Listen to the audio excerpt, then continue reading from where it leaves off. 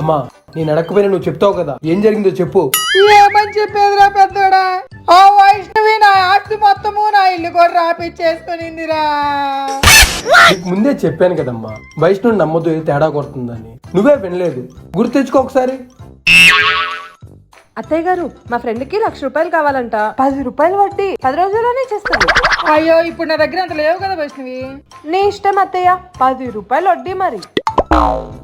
సుబ్బు, ఏంటమ్మా? నాకు అర్జెంట్ గా 1,00,000 రూపాయలు కావాలి, ఊరా మళ్ళిస్తా. ఎందుకు? వైష్ణవికి కావాలంట్రా, మళ్ళిస్తానంటుందిలే, ఇవ్వు. అమ్మా ఈ వైష్ణవిని బాగా నమ్ముతున్నావు, ఏదో ఒక రోజు ముంచేస్తుంది, చూసుకో మరి. నీ పెళ్ళాం లాగా శుద్ధపప్పు ఏం కాదు, అది మహా తెలియకలది. ఇప్పుడు 1,00,000 ఇచ్చామంటే 10 రోజుల్లో దాని 1,10,000 చేసి చూపిస్తా చూడు. ఏమోమ్మా నీ ఇష్టం, వైష్ణవిని నువ్వు నమ్ముతావే కానీ నేను నమ్మను.